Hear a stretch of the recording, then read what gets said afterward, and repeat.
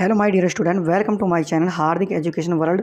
आज का ये वीडियो क्लास 10th सामाजिक विज्ञान 2025 बोर्ड एग्जाम के लिए सबसे ज़्यादा इंपॉर्टेंट है। बहुत सारे स्टूडेंट्स के कमेंट्स आ रहे थे कि सर सामाजिक विज्ञान के दीर्घ उत्तरीय प्रश्न और लघु उत्तरीय प्रश्न की वीडियो बना दीजिए। तो डियर स्टूडेंट, आपकी पूरी बुक जो सामाजिक विज्ञान की है, जितने भी लघु उत्तरीय और दीर्घ उत्तरीय इंपॉर्टेंट प्रश्न हैं, मैं आप लोगों को बताने वाला हूँ। और वीडियो को लाइक कर देना और अपने दोस्तों को शेयर कर देना, और चैनल पर नए हैं तो चैनल को सब्सक्राइब कर लेना। तो प्यारे विद्यार्थियों, वीडियो को स्टार्ट करते हैं। यह 2025 बोर्ड यानी सामाजिक विज्ञान पूरी बुक के महत्वपूर्ण लघु दीर्घ उत्तरीय प्रश्न है, और बोर्ड पेपर में यानी 100% पक्का आएगा। तो सर्वप्रथम इसमें है लघु उत्तरीय प्रश्न। तो प्यारे विद्यार्थी, इन क्वेश्चनों को अच्छे प्रकार से समझ लीजिएगा, और इन्हीं क्वेश्चनों में से मैं आपको पूरा विश्वास दिलाता हूँ, इन्हीं क्वेश्चन में से आपको बोर्ड एग्जाम में देखने को मिलेंगे, जिससे आप अपनी परीक्षा में 95% नंबर ला सकते हैं। तो प्यारे विद्यार्थी, क्वेश्चन को स्टार्ट करते हैं। इसमें फर्स्ट क्वेश्चन है कि फ्रांस की क्रांति के महत्व पर प्रकाश डालिए अथवा फ्रांस की क्रांति के परिणाम बताइए। वेरी वेरी इंपॉर्टेंट क्वेश्चन है, ये कई बार आपकी बोर्ड परीक्षा में पूछा जा चुका है। यानी फ्रांस की क्रांति के महत्व पर प्रकाश डालिए अथवा फ्रांस की क्रांति के परिणाम बताइए। तो इसका आंसर है प्यारे विद्यार्थियों कि फ्रांस की क्रांति 1789 से 1799 एक महत्वपूर्ण ऐतिहासिक क्या थी प्यारे विद्यार्थियों, एक ऐतिहासिक घटना थी, जिसके परिणाम विश्व इतिहास पर गहरी छाप छोड़ी। इसके महत्व और परिमाण निम्नलिखित हैं। तो प्यारे विद्यार्थियों, इसके महत्व हैं। फर्स्ट है, इस क्रांति ने सदियों से चली आ रही यूरोप की पुरातन व्यवस्था का अंत कर दिया। यानी इस रूस की क्रांति ने सदियों से चली आ रही यूरोप की पुरातन व्यवस्था का अंत कर दिया। और सेकंड बिंदु है इसका, इस क्रांति की महत्वपूर्ण देन क्या देन है? मध्यकालीन समाज की समानती व्यवस्था का अंत करना है। यानी समाज की समानती व्यवस्था का अंत करना है। और थर्ड बिंदु है इसका, फ्रांस की क्रांति ने धर्मनिरपेक्ष राज्य की अवधारणा को जन्म दिया। यानी फ्रांस की क्रांति ने धर्मनिरपेक्ष राज्य की अवधारणा को जन्म दिया।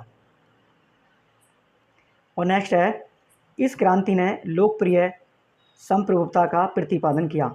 यानी इस क्रांति ने लोकप्रिय संप्रभुता का प्रतिपादन किया। और इसका पांचवा बिंदु है, फ्रांसीसी क्रांति ने मानव जाति को स्वतंत्रता, समानता और बंधुत्व का नारा प्रदान किया। डियर स्टूडेंट, फ्रांसीसी जो क्रांति ने मानव जाति को स्वतंत्रता, समानता और बंधुत्व का नारा प्रदान किया। छठा इसका बिंदु है, फ्रांस की क्रांति ने इंग्लैंड, आयरलैंड तथा अन्य यूरोप देशों की विदेश नीति को प्रभावित किया। यानी फ्रांस की क्रांति ने इंग्लैंड, आयरलैंड तथा अन्य यूरोपीय देशों की विदेश नीति को प्रभावित किया।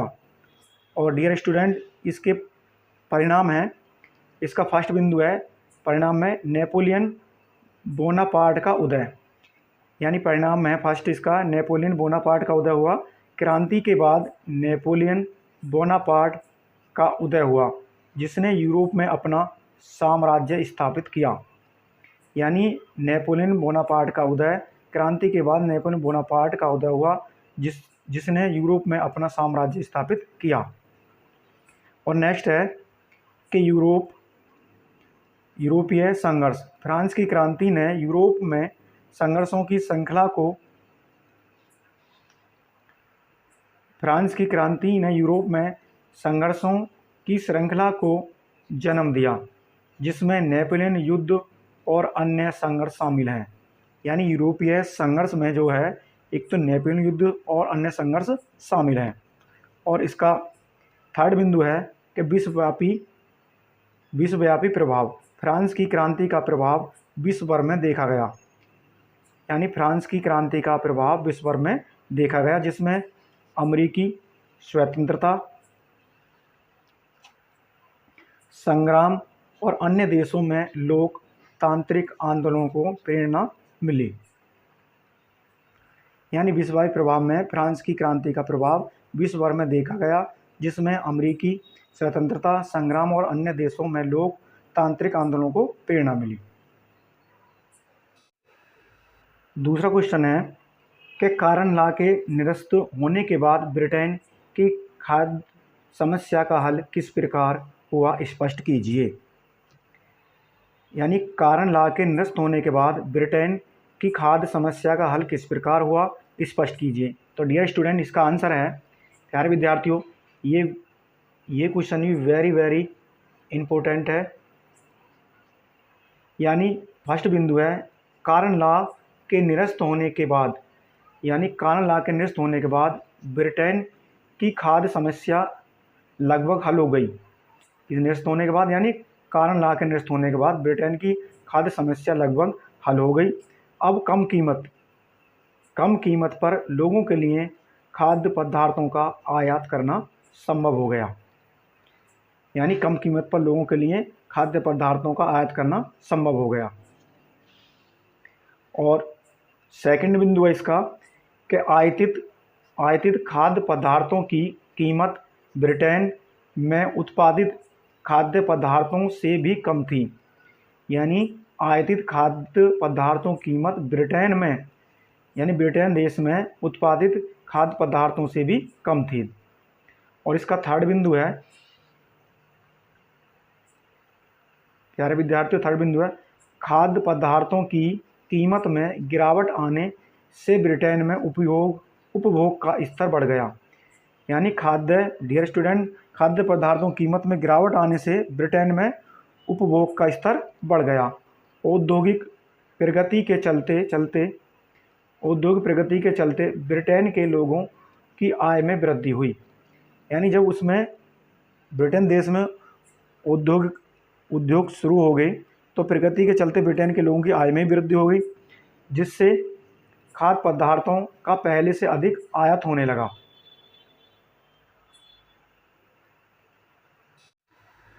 और क्वेश्चन नंबर 3 है इटली का एकीकरण। यानी इटली का एकीकरण कब और कैसे हुआ। तो dear student, very important question है। अथवा इटली के एकीकरण की प्रक्रिया को संक्षेप में लिखिए। यानी इटली का एकीकरण कब और कैसे हुआ, अथवा इटली के एकीकरण की प्रक्रिया को संक्षेप में लिखिए। तो प्यारे विद्यार्थियों, आंसर है इसका इटली का एकीकरण। इतालवी भाषा में इटली एकीकरण को इल रिसोर्जिमेंतो कहते हैं। यानी इतालवी भाषा में इटली एकीकरण को इल रिसोर्जिमेंतो कहते हैं। 19वीं शताब्दी में इटली में एक सामाजिक तथा राजनीतिक अभियान की शुरुआत की गई थी। यानी इटली में एक सामाजिक तथा राजनीतिक अभियान की शुरुआत की गई थी। इस अभियान ने इटली प्रायद्वीप के विभिन्न राज्यों को संगठित करके एक इतालवी राष्ट्र बना दिया। क्या बना दिया डियर स्टूडेंट? इतालवी राष्ट्र बना दिया। इस राष्ट्र को इटली कहा गया। क्या कहा गया? इस राष्ट्र को इटली कहा गया। 19वीं शताब्दी के पूर्व में इटली में 13 राज्य थे। यानी 19वीं शताब्दी के पूर्व में इटली में 13 राज्य थे। इटली एकीकरण का जनक जोसेफ मोज़नी को माना जाता है। किसको माना जाता है डियर स्टूडेंट? यानी इटली एकीकरण का जनक जोसेफ मोज़नी को माना जाता है। इटली के एकीकरण का सबसे बड़ा बाधक देश ऑस्ट्रिया था। क्या था? ऑस्ट्रिया। इस एकीकरण में सार्डिनिया पीडमोंटा राज्य ने अगुवाई की थी। किस राज्य ने की थी? यानी इस एकीकरण में सार्डिनिया पीडमोंटा राज्य ने अगुवाई की थी। इटली की समस्या को काउंट काबूर ने अंतर्राष्ट्रीय समस्या बनाया था। यानी इटली की समस्या को काउंट काबूर ने अंतर्राष्ट्रीय समस्या बनाया था। इटली के एकीकरण की तलवार गैरिबाल्डी को कहा जाता है। इस एकीकरण का श्रेय, यानी इटली के एकीकरण की तलवार किसको कहा जाता है डियर स्टूडेंट? गैरीबाल्डी को कहा जाता है। इस एकीकरण का श्रेय मेजनी, काउंट, कावूर व गैरीबाल्डी को दिया जाता है। इस एकीकरण का श्रेय मेजनी, काउंट, कावूर व गैरीबाल्डी को दिया जाता है। इस प्रकार इन सभी के यानी इटली के एकीकरण की तलवार गैरीबाल्डी को कहा जाता है। इस एकीकरण का श्रेय मेजनी, काउंट, कावूर व गैरीबाल्डी को दिया जाता है। इस प्रकार इन सभी के प्रयासों से इटली का एकीकरण 1871 ईस्वी में पूरा हुआ। यानी डियर स्टूडेंट, इटली की समस्या को काउंट कावूर ने अंतर्राष्ट्रीय समस्या बनाया था। इटली के एकीकरण की तलवार गैरीबाल्डी को कहा जाता है। इस एकीकरण का श्रेय मेजनी, काउंट, कावूर व गैरीबाल्डी को दिया जाता है। इस प्रकार इन सभी के प्रयासों से इटली का एकीकरण 1871 ईस्वी में पूरा हुआ। चौथा क्वेश्चन है डियर स्टूडेंट, प्रश्न चौथा है, भू संचरण रोकने के कोई 3 उपाय सुझाइए। ये भी इम्पोर्टेंट क्वेश्चन है। प्यारे विद्यार्थियों, मैंने आपकी पूरी बुक के जितने भी मोस्ट इम्पोर्टेंट लघु उत्तरीय प्रश्न और दीर्घ उत्तरीय प्रश्न की वीडियो बनाई है।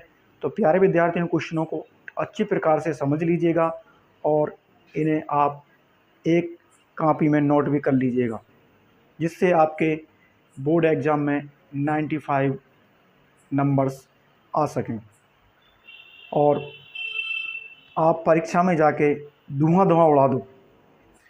तो भू संरक्षण रोकने के कोई 3 उपाय सुझाइए। उत्तर है इसका, भू संरक्षण रोकने के 3 उपाय निम्न हैं। वो कौन कौन से हैं डियर स्टूडेंट? पहला है नाली एवं गड्ढों को समतल बनाना। पहला नियम है इसका, नाली एवं गड्ढों को समतल बनाना। इसमें क्या है, अधिक वर्षा वाले क्षेत्रों में जल बहने से गहरी नालियाँ एवं गड्ढे बन जाते हैं। यानी प्यारे विद्यार्थियों, अधिक वर्षा वाले क्षेत्रों में जल बहने से गहरी नालियाँ एवं गड्ढे बन जाते हैं। मिट्टी के कटाव को रोकने के लिए, यानी मिट्टी के कटाव को रोकने के लिए इन नालियों तथा गड्ढों को मिट्टी से भरते रहना चाहिए। यानी मिट्टी के कटाव को रोकने के लिए इन नालियों तथा गड्ढों को मिट्टी से भरते रहना चाहिए।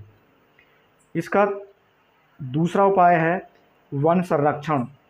वन संरक्षण है वनों की अंधाधुंध कटाई पर प्रतिबंध लगाया जाना चाहिए।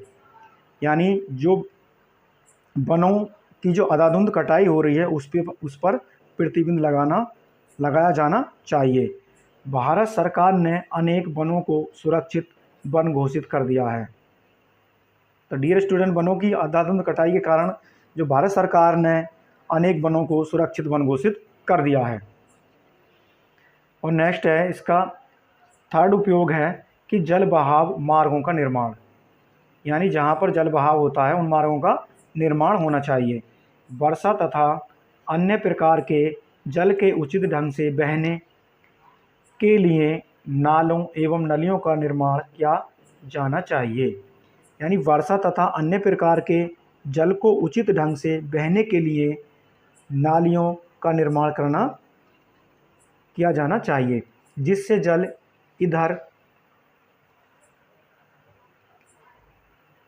जल इधर उधर बहकर भूमि कटाव न कर पाए। यानी जल जो है बहकर इधर उधर भूमि कटाव न कर पाए। नदियों, नालों व नहरों के किनारों को ऊंचा किया जाना चाहिए। यानी जो नदियां हैं, नाले हैं, वे नहरों के किनारों को क्या करना चाहिए प्यारे विद्यार्थी? ऊंचा करना चाहिए, ताकि बाढ़ का पानी इधर उधर न फैल पाए, जिससे बाढ़ का जो पानी है इधर उधर न फैल पाए। विद्यार्थियों, तो प्यारे विद्यार्थियों, 5वां क्वेश्चन है कि गांधी जी ने अपनी पुस्तक हिंद स्वराज में असहयोग आंदोलन के पक्ष में क्या तर्क दिया। यानी गांधी जी ने अपनी पुस्तक हिंद स्वराज में असहयोग आंदोलन के पक्ष में क्या तर्क दिया।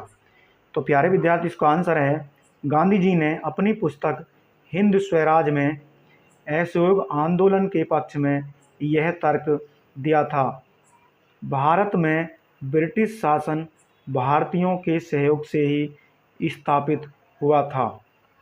यानी गांधी जी ने अपनी पुस्तक हिंद स्वराज में असहयोग आंदोलन के पक्ष में यह तर्क दिया था कि भारत में ब्रिटिश शासन भारतीयों के सहयोग से ही स्थापित हुआ था और वह शासन इसी सहयोग के कारण चल पा रहा है।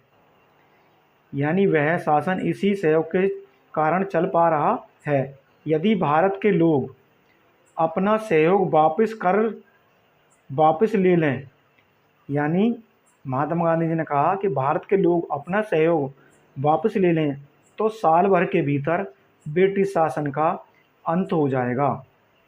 यानी जो भारत के जो लोग हैं और जो अंग्रेज़ों का जो सहयोग कर रहे हैं उसे वापस ले लें तो यानी साल भर के भीतर ब्रिटिश शासन का अंत हो जाएगा और स्वराज की स्थापना हो जाएगी। क्वेश्चन नंबर 6 है कि ऊर्जा के, ये वेरी इंपॉर्टेंट क्वेश्चन है, ऊर्जा के परंपरागत स्रोत, यानी ऊर्जा के परंपरागत स्रोत किसे कहते हैं? भारत में खनिज तेल के 2 क्षेत्रों के नाम लिखिए अथवा ऊर्जा के परंपरागत स्रोत किसे कहते हैं, उदाहरण सहित बताइए। तो प्यारे विद्यार्थियों, आप आंसर लिखेंगे कि ऊर्जा के परंपरागत स्रोत। कि ऊर्जा के परंपरागत स्रोत से तात्पर्य है उन संसाधनों से है जिनका उपयोग प्राचीन काल से मनुष्य करता आ रहा है। यानी ऊर्जा के परंपरागत स्रोत जो हैं, यानी जो मनुष्य प्राचीन काल से करता आ रहा है तथा जो सीमित तथा समाप्त प्राय, यानी जल विद्युत को छोड़कर, इसको छोड़कर जल विद्युत छोड़कर, उदाहरण इसके कोयला, पेट्रोलियम, विद्युत, प्राकृतिक गैस आदि। और भारत में खनिज तेल के जो क्षेत्र हैं, प्यारे विद्यार्थी, भारत में खनिज तेल के 2 क्षेत्र के नाम हैं। यानी पहला है अंकलेश्वर गुजरात, यानी अंकलेश्वर जो गुजरात में है, और दूसरा है असम। यानी भारत में खनिज तेल के 2 क्षेत्र हैं, अंकलेश्वर गुजरात में और दूसरा है असम में। विद्यार्थियों और प्यारे विद्यार्थियों, अब मैं आपको दीर्घ लघु उत्तरीय प्रश्न बताने वाला हूं। तो फर्स्ट क्वेश्चन है कि भारतीय कृषि की 3 विशेषताएं लिखिए। तो आंसर है भारतीय कृषि की 3 विशेषताएं निम्नलिखित हैं। नंबर 1 है प्रकृति पर निर्भरता, यानी भारतीय किसान की जो 3 विशेषताएं हैं कृषि की, वो फर्स्ट है प्रकृति पर निर्भरता। भारतीय कृषि मानसूनी वर्षा पर निर्भर करती है। ज़्यादातर भारत की जो कृषि है वो मानसूनी वर्षा पर ही निर्भर करती है। तो प्यारे विद्यार्थियों, भारतीय कृषि मानसूनी वर्षा पर निर्भर करती है। तो डियर स्टूडेंट, भारत की जो अधिकांश कृषि है, ज़्यादातर जो कृषि है भारत की, वो मानसूनी वर्षा पर ही निर्भर करती है। यही कारण है कि वर्षा की अनियमितता एवं अनिश्चितता भारतीय कृषि अर्थव्यवस्था को सर्वाधिक प्रभावित करती है। यानी वर्षा पर निर्भर करती है, यही कारण है कि वर्षा की अनियमितता एवं अनिश्चितता भारतीय कृषि अर्थव्यवस्था को सर्वाधिक प्रभावित करती है। जिस वर्ष मानसूनी वर्षा नियमित होती है, कृषि उत्पादन भी अधिक मात्रा में क्या होता है प्यारे विद्यार्थियों, प्राप्त होता है। यानी इससे तात्पर्य है कि जिस वर्ष भारत में मानसूनी वर्षा नियमित होती है तो कृषि उत्पादन भी अधिक मात्रा में प्राप्त होता है। और इसका सेकंड विशेषता है कृषि की निम्न उत्पादकता। क्या है प्यारे विद्यार्थियों? कृषि की निम्न उत्पादकता। भारत में कृषि उपजों का प्रति हेक्टेयर उत्पादन अपेक्षाकृत अन्य देशों से कम है। यानी भारत में जो कृषि उपज होती है प्रति हेक्टर, वो अन्य देशों की अपेक्षा हमारे यहाँ क्या है, कम है हमारे देश भारत में। और प्रति श्रमिक की दृष्टि से भारत में कृषि श्रमिक की औसत आय वार्षिक उत्पादकता केवल $150 है। क्या है प्यारे विद्यार्थियों? यानी भारत में कृषि उपजों का प्रति हेक्टर उत्पादन अपेक्षाकृत अन्य देशों से कम है। प्रति श्रमिक की दृष्टि से भारत में कृषि श्रमिक की औसत वार्षिक उत्पादकता केवल $105 है। और इसका थर्ड विशेषता है, यानी खाद्यान्न फसलों की प्रमुखता। भारतीय कृषि में खाद्यान्न फसलों की प्रमुखता रहती है, क्योंकि 100 करोड़ से अधिक जनसंख्या के भरण पोषण के लिए ऐसा किया जाना आवश्यक है। यानी जो भारत की 100 करोड़ से अधिक जनसंख्या के भरण पोषण के लिए ऐसा किया जाना आवश्यक है। तीव्र गति से बढ़ती जनसंख्या की खाद्यान्न आवश्यकताओं को पूरा करने के लिए कुल कृषि भूमि के लगभग 65.8%, डियर स्टूडेंट कितने, यानी 65.8% भाग पर खाद्यान्न तथा शेष भाग में व्यापारिक व अन्य फसलों का उत्पादन किया जाता है। यानी 65.8% भाग पर तो हमारे यहाँ खाद्य पदार्थों की यानी खेती होती है तथा शेष भाग में व्यापारिक व अन्य फसलों का उत्पादन किया जाता है।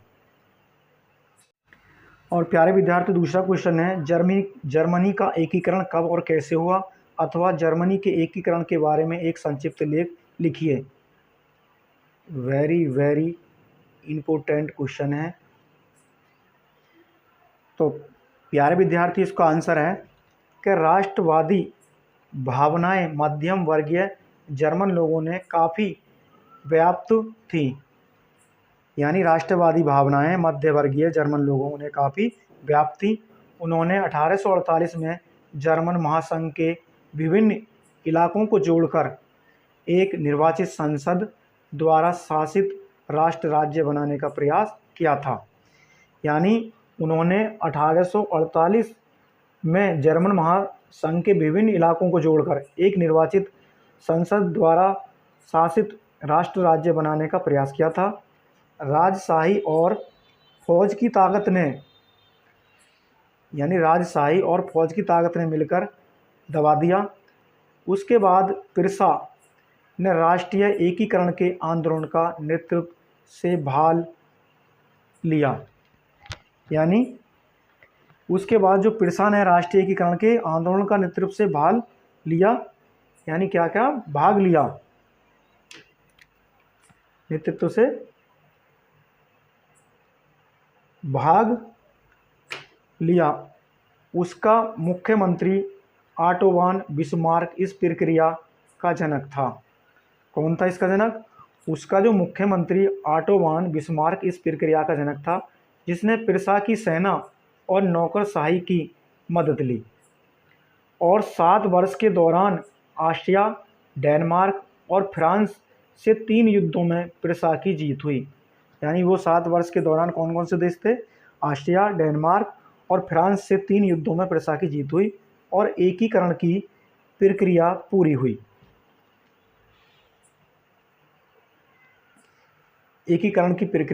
जनवरी 1871 में हुए एक समारोह में पिरसा के राजा विलियम प्रथम को जर्मनी का सम्राट घोषित किया गया। यानी जनवरी 1871 में हुए एक समारोह में पिरसा के राजा विलियम, कौन था वो? विलियम प्रथम को जर्मनी का सम्राट घोषित किया गया और 1871 में जर्मनी का एकीकरण हुआ। तो प्यारे विद्यार्थियों, जर्मनी का राष्ट्रीय सम्राट घोषित किया गया राजा विलियम प्रथम को और 1871 में जर्मनी का एकीकरण हुआ। और ये क्वेश्चन नंबर 3 है। इसमें है कि चिपको आंदोलन क्या है। ये वेरी इंपॉर्टेंट क्वेश्चन है कि चिपको आंदोलन क्या है। तो डियर स्टूडेंट, आंसर डालेंगे चिपको आंदोलन, हेडिंग लिख लेंगे। उसके बाद है चिपको आंदोलन पर्यावरण रक्षा का एक आंदोलन है। यानी चिपको आंदोलन क्या है डियर स्टूडेंट? पर्यावरण रक्षा का एक आंदोलन है। यह आंदोलन भारत के उत्तराखंड, यानी जो पहले उत्तर प्रदेश के किसानों ने वृक्षों की कटाई का विरोध करने के लिए किया था। यानी 2000 के करीब जो उत्तराखंड है पहले उत्तर प्रदेश में ही था। तो उस समय का आंदोलन किसानों ने वृक्षों की कटाई का विरोध करने के लिए किया था। किसानों ने वृक्षों की कटाई का विरोध करने के लिए कहा। वे राज्य के वन विभाग के ठेकेदारों द्वारा वनों की कटाई यानी वनों की कटाई का विरोध कर रहे थे। यानी वे राज्य के जो वन है विभाग के ठेकेदार द्वारा वनों की कटाई का विरोध कर रहे थे और उन पर अपना परंपरागत अधिकार मानते थे। यह आंदोलन तत्कालीन उत्तर प्रदेश के चमोली जिले में सन 1970 में प्रारंभ हुआ था। यानी यह जो आंदोलन तत्कालीन उत्तर प्रदेश के चमोली जिले में सन 1970 में प्रारंभ हुआ था। इसके प्रणेता सुंदरलाल बहुगुणा, कॉमरेड गोविंद सिंह रावत, चंडी प्रसाद भट्ट तथा श्रीमती गौरा देवी थे। कौन कौन थे डियर स्टूडेंट? यानी इसके प्रणेता जो संस्थापक है सुंदरलाल बहुगुणा, कॉमरेड गोविंद सिंह रावत, चंडी प्रसाद भट्ट तथा श्रीमती गौरा देवी थी। तो प्यारे विद्यार्थियों, आज की ये वीडियो पसंद आई तो वीडियो को लाइक कर दीजिएगा और वीडियो को ज़्यादा से ज़्यादा अपने दोस्तों को शेयर कर दीजिएगा और कमेंट्स बॉक्स में हमें बताना कि आपको वीडियो हमारी कैसी लगी। और जिस भी आपको किसी भी विषय की वीडियो की आवश्यकता है तो कमेंट्स बॉक्स में हमें लिखकर बताएं। और प्यारे विद्यार्थियों, हमें आपके सहयोग की बहुत ही ज़्यादा आवश्यकता है। तो प्यारे विद्यार्थियों, अगर चैनल पर नए हैं तो चैनल को सब्सक्राइब कर लीजिएगा। तो प्यारे विद्यार्थियों, फिर मिलते हैं नेक्स्ट वीडियो में, तब तक के लिए थैंक यू।